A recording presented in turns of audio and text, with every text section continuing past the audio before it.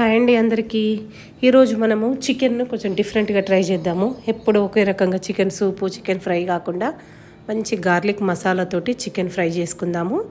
దీన్ని మనము కర్రీకి రైస్లోకి కానీ చపాతీలోకి కానీ దేనికైనా యూజ్ చేసుకోవచ్చు. ఫస్ట్ అయితే మనం ఒక 1/2 kg చికెన్ తీసుకుందాము. దాంట్లో ఒక 1 teaspoon అల్లం వెల్లిపాయ పేస్ట్, కొంచెం పసుపు, కొంచెం సాల్ట్, ఒక 1/2 చెక్క నిమ్మకాయ సరిపోతుంది. అన్నీ కలిపేసుకొని మంచిగా ఒక 1/2 hour పక్కకు పెట్టుకోవాలి. దీన్ని ఈ 1/2 hour లోపు మనం ఏం చేద్దామంటే దీనికి కావాల్సిన మసాలా ప్రిపేర్ చేసుకుందాం. దీంట్లో నేను కొంచెం 1 teaspoon జీలకర్ర, ఒక 4 లవంగాలు, 4 ఇలాచీలు, కొన్ని మిరియాలు, కొంచెం ధనియాల పొడి లేకపోతే ధనియాలైనా వేసుకోండి. దాంట్లోనే కారం, మనకు కర్రీకి సరిపడా కారము, అది ఎల్లిపాయలు. నేను ఒక 2 గడ్డలు ఎల్లిపాయలు తీసుకొని ఒలిసిన, అదంతా మిక్సీ పట్టుకొని ఇట్లా మనం చేసుకోవాలి పౌడర్ లాగా.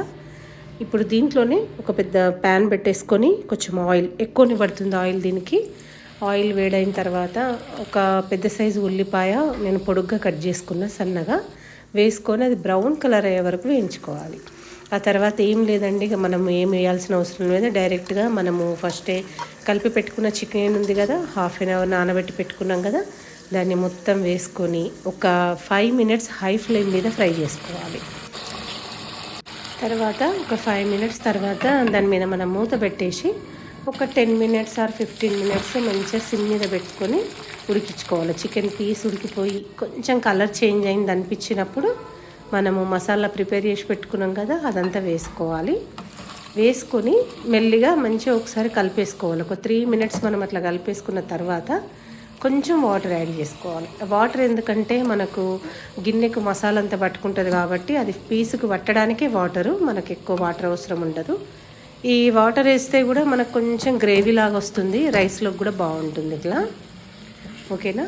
ఇప్పుడు దీంట్లో ఏం చేసుకుందామంటే మనము 2 పచ్చిమిరపకాయలు, కొంచెం కరివేపాకు. మీకు ఎవరికైనా కరివేపాకు ఇష్టం లేకపోతే స్కిప్ చేసేయండి, కానీ కరివేపాకు ఫ్లేవర్ బాగుంటుంది చికెన్లో.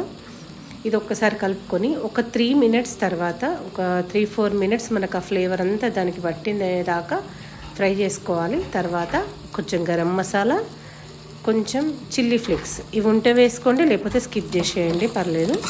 ఇప్పుడు ఇదంతా ఒకసారి కలిపేసుకొని జస్ట్ ఒక 2 minutes స్టవ్ ఆఫ్ చేసుకొని మంచిగా సర్వ్ చేసుకోవడమే.